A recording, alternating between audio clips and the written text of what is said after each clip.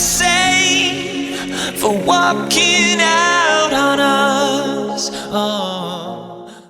Buenas tardes, sean bienvenidos a la primera transmisión de este canal enfocado en materias de auditoría para efectos fiscales.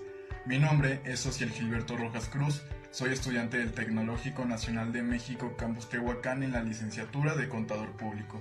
Y bueno, en esta ocasión abordaremos temas que van desde puntos introductorios de esta materia y posteriormente nos iremos adentrando más a los elementos que intervienen en la auditoría fiscal con sus respectivos fundamentos legales basados en las leyes correspondientes.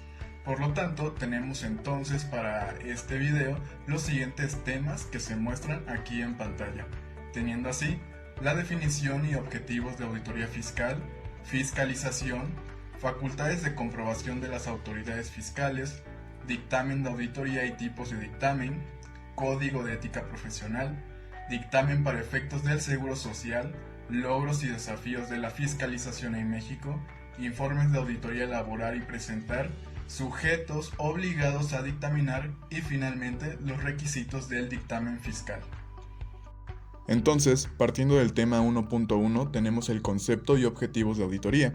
Comenzando por la definición de auditoría fiscal, de acuerdo al autor López Domínguez, se define a esta auditoría fiscal como la verificación de bases tributarias declaradas por el contribuyente ante la administración fiscal, para cuyo objeto comprueba científica y sistemáticamente libros, registros y documentos de contabilidad, investiga la exactitud e integridad de la contabilidad y analiza la situación económica y financiera.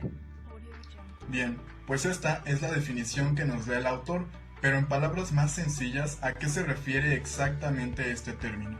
Bueno, cuando nosotros nos referimos al ámbito fiscal, estamos hablando de todo aquello perteneciente al Tesoro Público y también a los organismos públicos cuya finalidad, como sabemos, es la de recaudar los impuestos.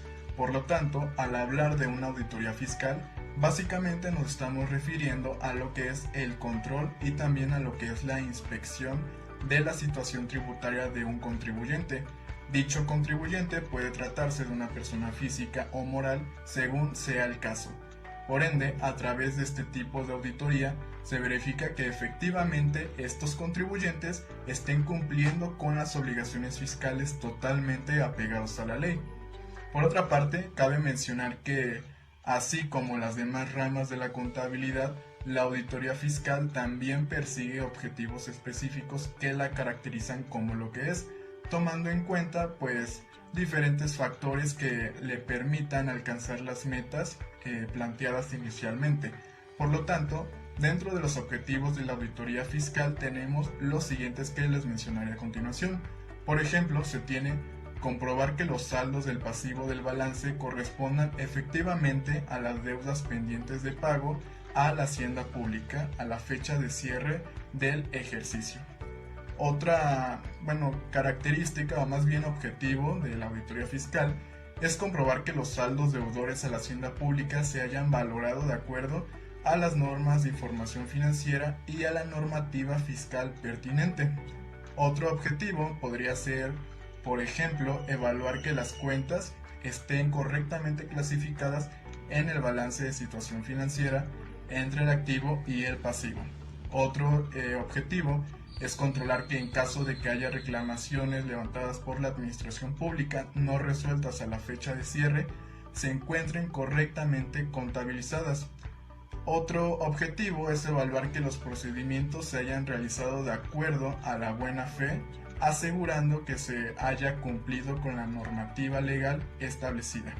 Entonces, ya analizando los objetivos y el concepto, derivado de esto podemos llegar a la conclusión o al análisis de que una auditoría fiscal es de suma importancia. ¿Y esto por qué? Porque nos va a ayudar a conocer si un contribuyente está al día con sus obligaciones tributarias, cosa que es muy importante, ya que gracias a esto el contribuyente va a evitar incurrir en violaciones a las leyes fiscales y de igual manera va a poder realizar otras acciones como por ejemplo contratos con terceros en determinados casos sin que tenga algún conflicto por incumplir con sus obligaciones fiscales. Por lo tanto, podemos decir que la auditoría fiscal se ha vuelto algo muy bueno excelente, podría decirse, para las empresas. ¿Por qué? Esto es un beneficio para negocios y sobre todo para grandes empresas que tienen miles de operaciones en cada periodo, ya que pues esto le va a dar seguridad a sus registros contables y operaciones fiscales, que a su vez también le va a dar seguridad tanto al contribuyente, pero también le va a dar mucha seguridad a terceros que estén interesados con la empresa. Es decir, por ejemplo, a los socios, a los accionistas y también, obviamente, uno de los más importantes, a los órganos gubernamentales, de que las contribuciones y aportaciones se están llevando estrictamente al margen de la ley.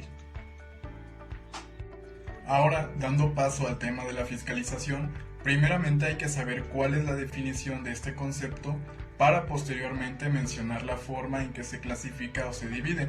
Entonces, de acuerdo al autor Alfredo Adam, él define este concepto de fiscalización como la acción por medio de la cual se revisan y se evalúan las acciones del gobierno, considerando siempre su veracidad, su razonabilidad y claro, también su apego a la ley.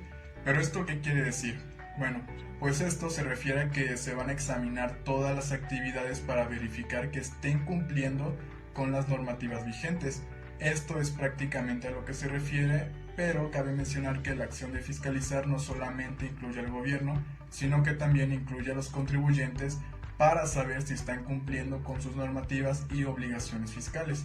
Ahora bien, como pueden observar en el esquema presentado en pantalla, esta fiscalización se divide en fiscalización directa y en fiscalización indirecta, que a su vez la indirecta se divide en fiscalización auxiliar, fiscalización accesoria y fiscalización complementaria. Partiendo primeramente de la fiscalización directa, esta es el conjunto de actos de las autoridades hacendarias competentes en los que existe relación interpersonal con los sujetos inspeccionados, es decir, con los contribuyentes. Un ejemplo para este tipo de fiscalización son las visitas domiciliarias que analizaremos más adelante en el tema de facultades de comprobación de las autoridades fiscales y las revisiones de la contabilidad en las propias oficinas de la autoridad fiscal dirigidas al sujeto directo de la obligación tributaria. Entonces, podemos decir que en este tipo de fiscalización cabe recalcar que interviene el Servicio de Administración Tributaria, es decir, el SAT, o las autoridades competentes en materia hacendaria. Por otra parte, tenemos lo que es la fiscalización indirecta. Aquí, pues en este caso, intervienen en las actividades las autoridades administrativas y autoridades judiciales, responsables solidarios también intervienen mediante acciones establecidas en las diferentes disposiciones jurídicas. ¿Esto a qué se refiere? Pues esto se refiere más que nada a que estas autoridades y estos responsables solidarios se van a encargar de auxiliar al SAT en materia de fiscalización. Ahora bien, derivado de esta fiscalización indirecta, tenemos lo que es la fiscalización auxiliar. Básicamente esta se refiere cuando el fisco recurre a fedatarios públicos, a autoridades administrativas o judiciales o bien a contadores con facultades de dictaminar para que cuando ellos participen en algún acto generador de obligaciones fiscales no autoricen en su caso dicho acto si es que no se están cumpliendo con las obligaciones fiscales. Por otra parte, tenemos lo que es la fiscalización accesoria. En este caso simplemente se refiere a aquellos casos en donde la autoridad realiza actividades que tienen como fin, de cierto modo, alentar el cumplimiento de las obligaciones fiscales. Un ejemplo a mencionar en este tipo de fiscalización son las campañas de asistencia al contribuyente, que como bien sabemos, se trata de una integración de voluntarios como apoyo asistencial al contribuyente y la aplicación de sus impuestos que trabajan en conjunto con los funcionarios de las leyes tributarias. Finalmente tenemos en la subdivisión de la fiscalización indirecta lo que es la fiscalización complementaria. En este rubro se ubican las actividades de las autoridades fiscales mediante las cuales se publican estadísticas del comportamiento de la recaudación fiscal.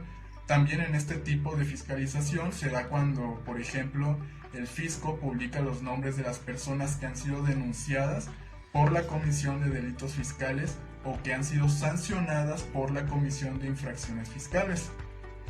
Ahora bien, De toda esta información, lo que podemos rescatar y para concluir es el hecho de que la fiscalización es una herramienta imprescindible para revisar y evaluar las acciones que llevan a cabo los gobiernos y pues también los sujetos con obligaciones fiscales, considerando obviamente siempre lo que es la veracidad y el apego a la ley. Algo interesante por mencionar es que la fiscalización en México es relativamente reciente. ¿Esto por qué? Porque fue hasta 1978 cuando se expidió la Ley Orgánica de la Contaduría Mayor de Hacienda que otorga facultades de control y fiscalización. ¿Esto qué quiere decir? Bueno, pues esto se refiere a que previamente a que se expidiera esta ley, no existían los mecanismos necesarios para auditar a los gobiernos y hacer públicos sus resultados. Es por eso que se da la gran importancia de lo que es la fiscalización. Esto porque pues da la posibilidad de conocer las actividades del gobierno y de los sujetos con obligaciones fiscales para descubrir de este modo el verdadero fin al cual han sido destinados sus recursos y saber si en verdad están cumpliendo con las normativas y sus obligaciones fiscales. Bueno, después de analizar el tema de la fiscalización, es hora de hablar de las facultades de comprobación de las autoridades fiscales. Este es un tema algo extenso, así que trataremos de hacerlo lo más breve posible. Primero que nada, es importante mencionar que las facultades de comprobación son facultades que poseen las autoridades fiscales para verificar el cumplimiento de las obligaciones fiscales de los contribuyentes. El fundamento legal de este hecho lo hallamos precisamente en el artículo 42 del Código Fiscal de la Federación. No obstante, antes de adentrarnos en este artículo, previamente es importante ir desglosando algunos aspectos para comprender mejor este tema. Primero que nada, quiero mencionar que en el artículo 16 de la Constitución nos dice que nadie podrá ser molestado en su persona, domicilio, familia, bienes y posesiones, sino en virtud de mandamiento escrito por la autoridad competente, siempre y cuando se motive y funde la causa legal por la cual se está llevando a cabo dicho procedimiento. Esto lo menciono porque una de las facultades de comprobación de las autoridades fiscales son las famosas visitas domiciliarias que en un momento vamos a analizar. Entonces, de acuerdo al artículo 16 de la Constitución, nadie podrá ser molestado en su persona, bienes, posesiones y domicilio, a menos que se tenga un mandamiento escrito donde se funde la causa legal de dicha acción. Entonces, esto es algo que las autoridades deben acatar con sus respectivos procedimientos, ya que si no lo hacen estarían violando este artículo de la Constitución. Por otra parte, como sabemos, de acuerdo al artículo 31, fracción cuarta, todos los mexicanos están obligados a contribuir con el gasto público y esto lo hacen por medio de sus contribuciones y de sus impuestos. Aquí es donde podemos involucrar a las autoridades fiscales, ya que entre sus facultades se encuentra comprobar que efectivamente los contribuyentes cumplan con estas obligaciones que pues tienen que estar estrictamente de acuerdo a lo que estipula la ley. Ahora bien, por otra parte, otro aspecto que se tiene que considerar para este tema es el referente al artículo 2, fracción séptima de la Ley Federal de los Derechos del Contribuyente, que nos habla de la información al inicio de las facultades de comprobación. Aquí se menciona que el contribuyente, previamente a que se ejerzan las facultades de comprobación, tiene el derecho a conocer sus obligaciones y derechos a los que estará sujeto y los plazos en que se llevarán a cabo estas acciones. Ahora que ya sabemos las bases de las facultades de comprobación, podemos dar pauta a hablar de ellas en el artículo 42 del Código Fiscal de la Federación. En su primer párrafo nos hace mención de que estas facultades de comprobación tienen determinados fines, como por ejemplo, comprobar si los contribuyentes han cumplido con sus disposiciones fiscales, determinar contribuciones omitidas y créditos fiscales para posteriormente aplicar las sanciones que correspondan. Otra de sus facultades es comprobar la comisión de delitos fiscales, como por ejemplo evasión de impuestos, obtención indebida de fondos públicos, etc. Y proporcionar información a otras autoridades fiscales, como por ejemplo al Servicio de Administración Tributaria, que informe al IMSS de que el contribuyente está reteniendo cuotas obrero-patronales. Ahora bien, este artículo conlleva una serie de fracciones que especifica cuáles son las facultades de las autoridades fiscales. Por ejemplo, en la primera fracción nos hace mención de que entre las facultades de las autoridades se encuentra el rectificar los errores aritméticos u omisiones en las declaraciones, solicitudes o avisos. Por otra parte, la fracción segunda básicamente se refiere a la forma de exhibir la contabilidad, ya que al contribuyente se le requiere la contabilidad, documentos y otros datos que faciliten esta acción, pero será de acuerdo a la forma en que dicha información sea requerida por la autoridad, es decir, puede ser en el domicilio fiscal del contribuyente, en el establecimiento del contribuyente, en oficinas de las autoridades o a través de buzón tributario, el cual se activó más desde que inició la pandemia que seguimos atravesando actualmente. Sin embargo, en este caso, nos enfocaremos en lo referente a las visitas domiciliarias y la revisión de dictámenes emitidos por los contadores. Por su parte, la visita domiciliaria, dicha facultad, consiste en revisar en la residencia de los contribuyentes las particularidades relativas a las obligaciones fiscales a las que se encuentran sujetos, ya sean formales o materiales. Esta facultad de comprobación pues tiene que estar sujeta a determinados requisitos de legalidad para que se pueda efectuar como se indica pues de manera legal, y además también está sujeta a un determinado procedimiento. Dentro de los requisitos de legalidad se encuentran los siguientes que se muestran en pantalla. Se debe hacer constar por escrito, señalar la autoridad que lo emite, debe estar fundada y motivada, ostentar la firma del funcionario competente, indicar los lugares donde se debe efectuar la visita, consignar el nombre o nombres de quienes realizan la visita y señalar las personas designadas para efectuar dicha visita. Lo podrán hacer conjuntamente o por separado.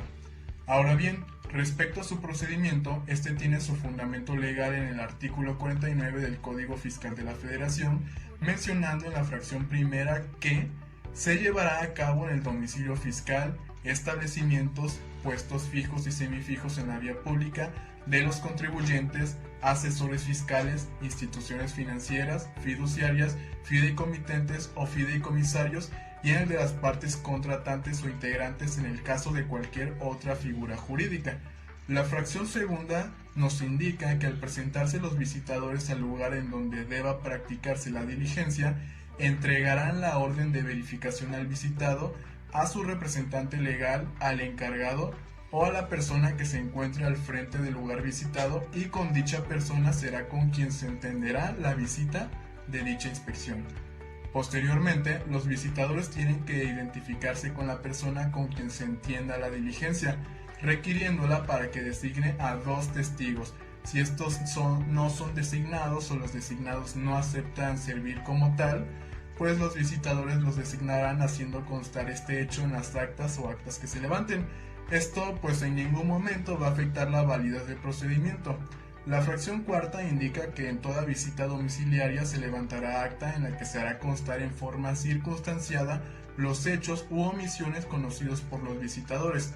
Posteriormente, dentro del procedimiento, si al cierre de cada una de las actas de visita domiciliaria el visitado o la persona con quien se entendió la diligencia o los testigos se niegan a firmar las mismas, o el visitado o la persona con quien se entendió la diligencia se niega a aceptar la copia del acta, este hecho o esta circunstancia se va a tener que asentar en cada una de ellas sin que esto afecte también la validez y el valor probatorio de las mismas, debiendo continuarse con el procedimiento de la visita o bien dando por concluida la visita domiciliaria.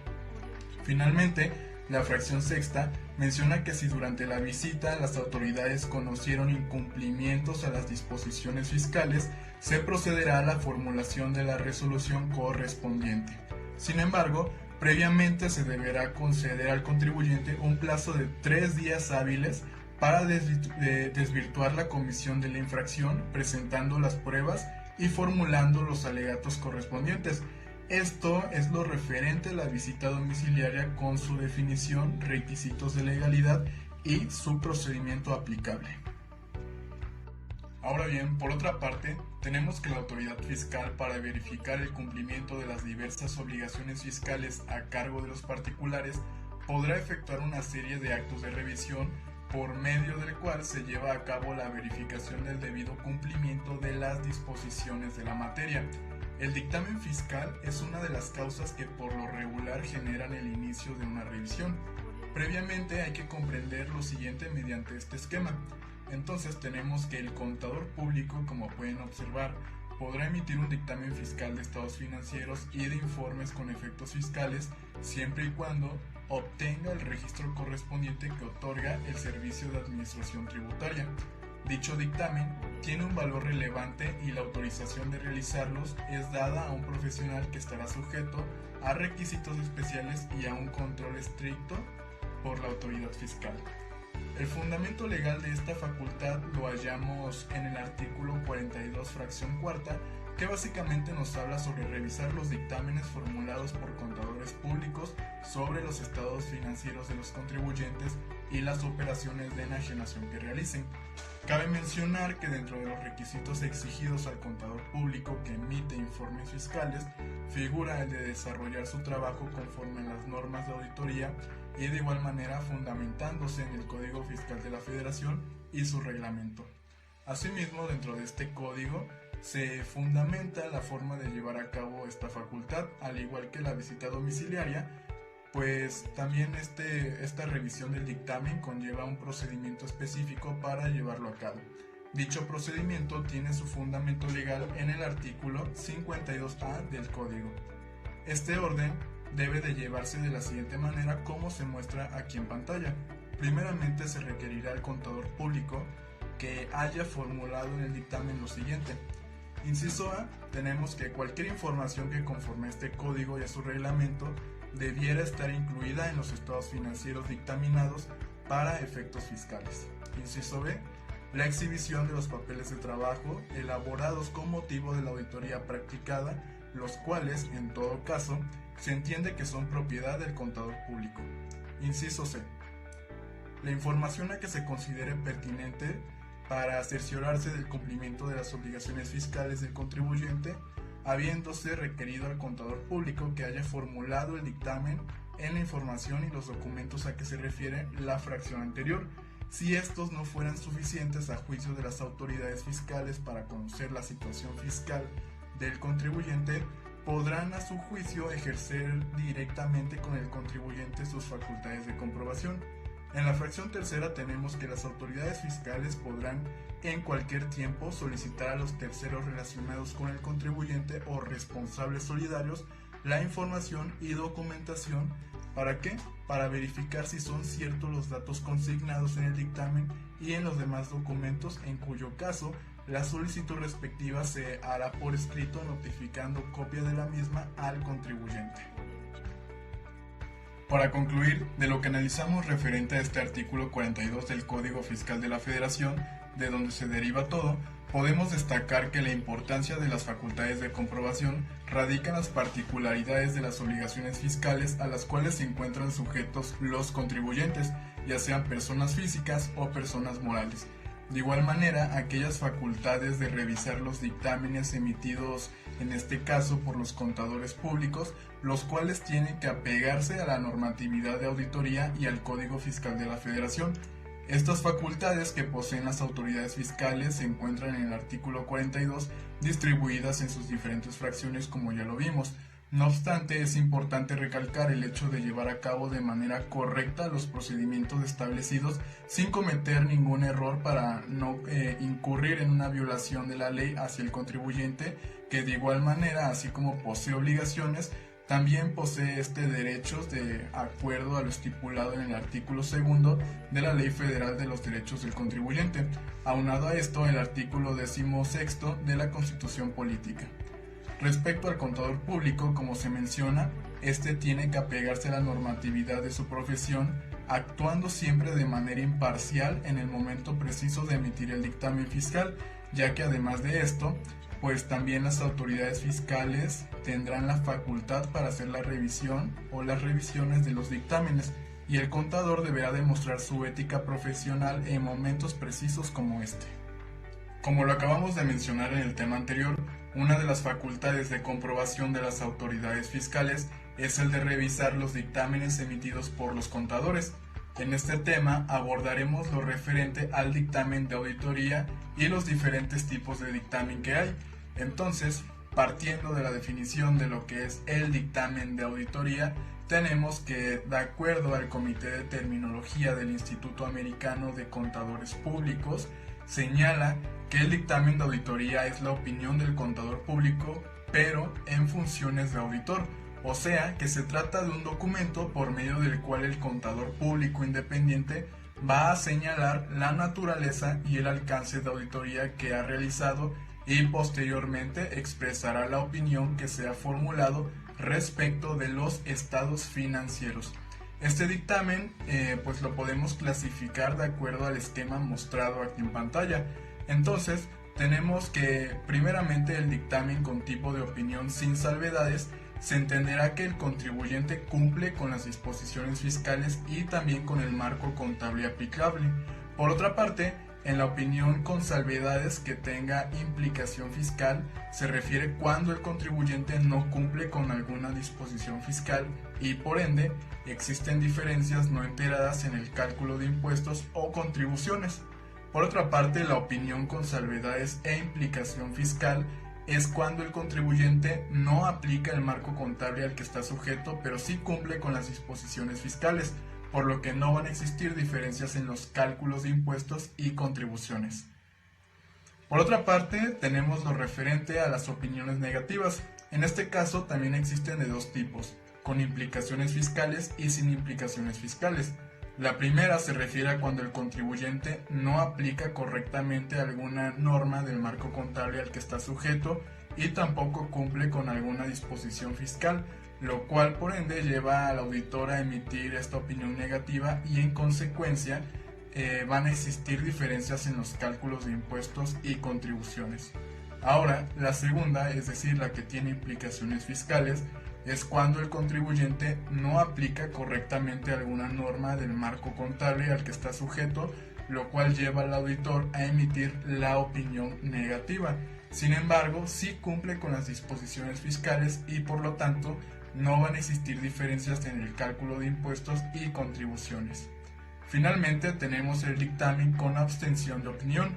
Aquí se entiende que sucede cuando el auditor no cuenta con los elementos necesarios, es decir, que desconoce si el contribuyente cumplió o no cumplió con el marco contable al que está sujeto, por lo cual omite su opinión. Es por eso que se llama así con abstención de opinión.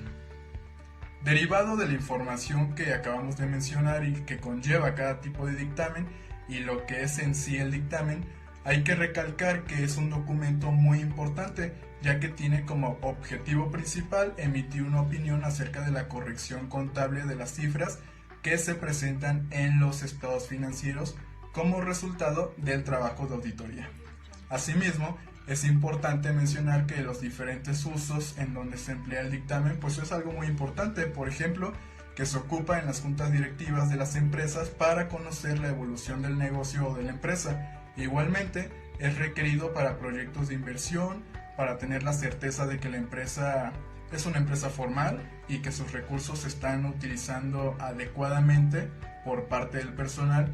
Y uno de los más importantes es que es requerido por el SAT para el pago de los... Bueno, pues ahora hablaremos del tema 1.5 que está enfocado en el Código de Ética Profesional y la independencia en los trabajos de auditoría. Esto es importante ya que nos ayudará a priorizar cuáles son los principios y valores que en este caso debe tener el auditor. Para ello, nos enfocamos en el Código de Ética Profesional en su 12ª edición, en el cual abarcaremos los siguientes numerales que se muestran aquí en pantalla en el esquema, es decir, del numeral 400.1 al 400.5, que en conjunto en sí nos hablan de la independencia en los trabajos de auditoría.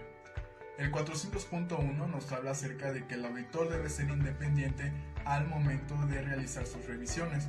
Por otra parte, el 400.2 menciona que por auditoría se entenderá como revisión. Esto incluye también el equipo de auditoría, trabajo de auditoría, cliente de auditoría e informe de auditoría. Es decir, que a estos términos se aplicarán por igual al término de revisión. El 400.3 habla de que se entiende por contador público considerando que se entenderá por él a los contadores públicos en lo individual y también en sus firmas. Posteriormente, el 400.4 habla acerca de los procedimientos y políticas a los que debe estar sujeto y debe establecer las firmas. Y finalmente, el 400.5 habla de la independencia vinculada a principios de objetividad y de integridad, es decir, a la independencia mental que debe tener el contador en funciones de auditor al momento de desempeñar pues su trabajo. Volviendo a retomar el tema del dictamen, en este apartado hablaremos de lo que es el dictamen pero para efectos del Seguro Social. En este caso se tiene como objeto señalar lo referente al concepto de dictamen para efectos del Seguro Social. Asimismo, daremos a conocer quiénes son los sujetos que están obligados a presentar dicho dictamen y en qué casos ellos pueden ser considerados como sujetos de visitas domiciliarias por parte, obviamente, de las autoridades fiscales.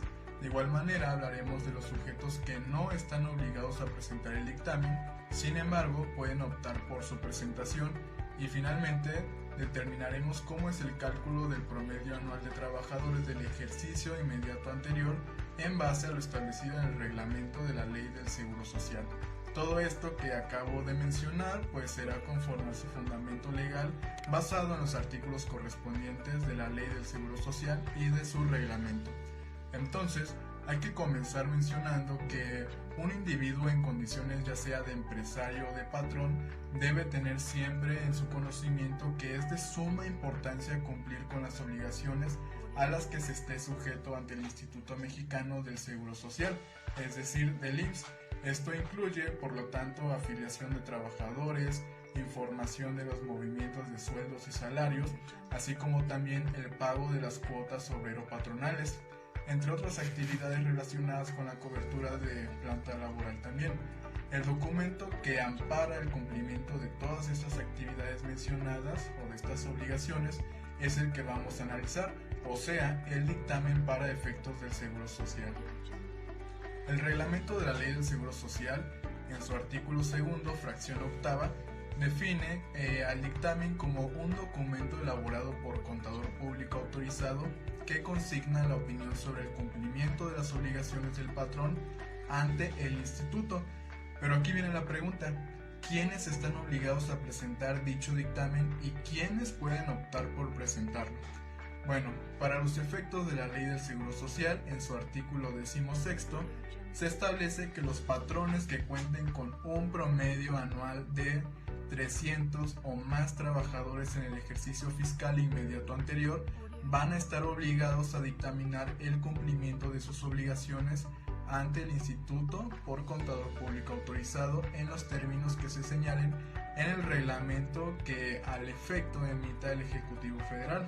Por lo tanto, pues de esto se entiende que los patrones que no se encuentren en este supuesto pues no van a estar obligados a presentar sus dictámenes, pero sí pueden optar por llevar a cabo dicha acción.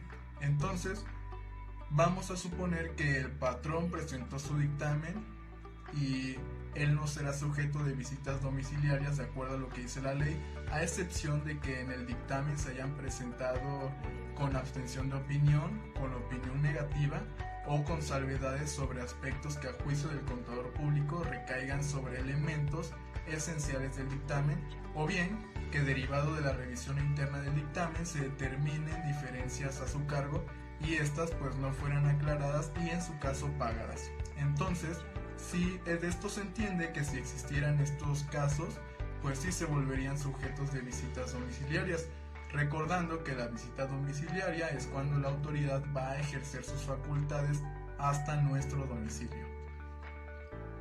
Ahora bien, por último, el artículo 152 para los efectos del primer párrafo del artículo 16 de la Ley del Seguro Social menciona que el promedio de trabajadores se obtendrá dividiendo entre 12 el total de trabajadores que resulte de sumar los que en cada mes del ejercicio fiscal inmediato anterior prestaron servicios al patrón, tomando en cuenta pues todos los registros patronales que le hayan asignado pues por el instituto. Por ejemplo, si la sumatoria total de trabajadores que prestaron sus servicios al patrón en cada mes del ejercicio fiscal inmediato anterior da un total de 3.706, eso lo dividiremos entre 12 meses del ejercicio y el resultado en este caso sería de 308.83, que redondeándolo nos daría un promedio anual de trabajadores de 309. Por lo tanto, en este supuesto, el patrón sí estaría obligado a presentar pues el dictamen. Como conclusión de esto, podemos decir que el dictamen para efectos del seguro social al que están sujetos aquellos empresarios o patrones con un promedio anual de más de 300 trabajadores, pues es un instrumento muy valioso por diferentes razones, entre las cuales podemos, por ejemplo, ubicar el hecho de que permite acreditar ante el IMSS a autoridades y auditores el cumplimiento de las obligaciones que se deben acatar como patrón de acuerdo a lo que estipula la ley del Seguro Social. De igual forma, representan beneficios para validar o, en su caso, corregir la situación en materia de seguridad social. Además de esto, también facilita cumplir oportunamente con los deberes patronales, con lo cual pues evita el pago de multas y otras sanciones por incumplimiento de la ley. Y bueno, desde la perspectiva de los trabajadores, pues estos reciben protección social desde cobertura de servicios de salud hasta el pago de primas por riesgo laboral. Por lo tanto, podemos concluir que este dictamen, para efectos del Seguro Social, para aquellos que están obligados y para los que no, pero pueden optar por presentarlo, es imprescindible. ¿Esto por qué? Pues esto debido a los beneficios que otorga y las consecuencias que puede evitar. Es por ello que se deriva su importancia. Ahora bien, referente al tema de logros y desafíos de la coordinación fiscal en México, primeramente es importante mencionar que la distribución de competencias de los ingresos en México se deriva por la polémica existente entre los gobiernos federales, estatales y municipales. Hay que recordar que en el sistema federal mexicano, la regla de distribución de competencias nos establece que la federación o las autoridades fiscales van a tener las atribuciones que expresamente son prescritas en la Constitución y las restantes pertenecen al Estado. Aquí la problemática se ha ido arrastrando desde tiempo atrás hasta la actualidad. En estos días, por ejemplo, podemos encontrar diversas problemáticas que van desde necesidades que tiene el gobierno al no contar con los recursos necesarios, lo cual a su vez provoca, por ejemplo, escasez en sectores de educación o sectores de salud, y esto a su vez repercute en la población. Para esto, la Ley de Coordinación Fiscal es la encargada de la asignación de las potestades tributarias y la regulación de las mismas. El uso de este sistema de coordinación fiscal ha tenido grandes avances, como por ejemplo evitar la concurrencia de tributos federales, municipales y estatales, que por allá del año de 1980 representó una gran problemática para la producción y para el comercio. Fue entonces con la entrada del impuesto al valor agregado cuando desaparecieron 458 impuestos estatales y 18 federales, y esto representó un avance notorio, ya que se pudo generar más homogeneidad entre los tributos cobrados por el gobierno, aunado a que el comercio y la producción ya no estaban sujetos al pago de todos estos impuestos que tenían antes. Entonces, de este tema podemos decir que pagar tributos es importante porque a través de ellos se sostiene el gasto público al cual están obligados a contribuir, pues como sabemos, las personas en México. Esto porque además sirve para suavizar la crisis económica que está atravesando el país, y si no se pagaran estos impuestos, pues el gobierno se vería en una situación aún más difícil respecto al no poseer los recursos necesarios para cubrir las necesidades de la población e impulsar a los sectores económicos. Entonces, para evitar la falta de estos impuestos, las autoridades fiscales deberán corroborar que efectivamente todos estén cumpliendo con sus obligaciones tributarias sin importar de la persona que se trate. Entonces, de este modo, pues vamos a poder o se podrá contar con más recursos para que el gobierno pueda cubrir estas necesidades y la problemática se vaya reduciendo. En la actualidad, el dictamen en la práctica profesional es de suma importancia, ya que el objetivo del mismo es emitir una opinión acerca de la corrección contable de las cifras presentadas en los estados financieros como resultado del trabajo de auditoría. No obstante, de acuerdo a lo estipulado en el Código Fiscal de la Federación, para dicho dictamen, pues existen determinados sujetos que pueden optar por dictaminar sus estados financieros, es decir, que de acuerdo a los atributos que tengan estas personas, ellos podrán escoger esta posibilidad de presentar el dictamen o no. Basándose en el artículo 32A del Código Fiscal de la Federación, este especifica que existirán determinados supuestos donde podrán optar por dictaminar sus estados financieros las personas físicas con actividades empresariales y las personas morales. Dichos supuestos son los correspondientes a los que se muestran en la tabla aquí en pantalla. Por ejemplo, tenemos en el punto 1, dentro de estos supuestos, que en el ejercicio inmediato anterior hayan obtenido ingresos acumulables superiores a 140.315.940 pesos. El punto 2 menciona que el valor de su activo determinado en los términos de las reglas de carácter general que al efecto emita el Servicio de Administración Tributaria sea superior a 110.849.600 pesos.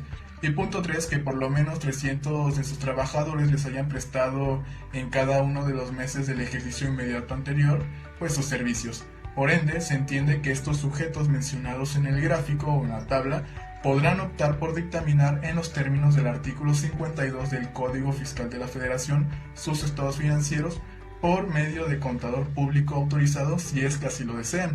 Por otra parte, el artículo 32A del Código Fiscal establece que los sujetos que están obligados a dictaminar en los términos del artículo 52 del mismo código los estados financieros a través de contador público inscrito son las personas morales que tributen en términos del título segundo de la ley del ISR que en el último ejercicio fiscal inmediato anterior declarado hayan consignado en sus declaraciones ingresos acumulables para efectos del ISR iguales o superiores a un monto equivalente al que se muestra aquí en pantalla.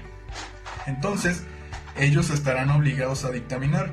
Y bueno, los contribuyentes que estén obligados, así como los que ya mencionamos que hayan optado por querer presentar el dictamen, pues estos sujetos van a tener que presentarlos dentro de los plazos autorizados, incluyendo la información y también incluyendo la documentación de acuerdo con lo dispuesto por el reglamento de este código y las reglas de carácter general que al efecto emita el Servicio de Administración Tributaria, es decir, el SAT. Pero, ¿cuándo van a tener que hacer esto? Esto lo tendrán que hacer a más tardar el 15 de mayo del año inmediato posterior a la terminación del ejercicio de que se trate. Asimismo, en el caso de que en el dictamen se determinen diferencias de impuestos a pagar, pues en los 10 días posteriores a la presentación del dictamen, estas deberán enterarse mediante declaración complementaria en las oficinas autorizadas.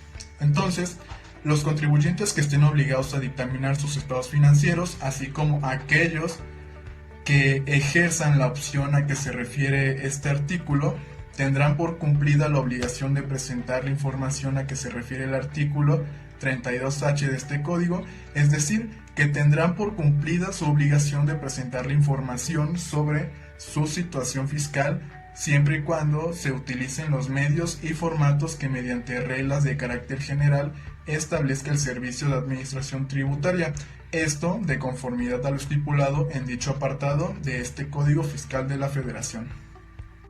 Finalmente, el tema 1.10 referente a los requisitos para el dictamen fiscal, tenemos el fundamento legal en el artículo 52 del Código Fiscal de la Federación.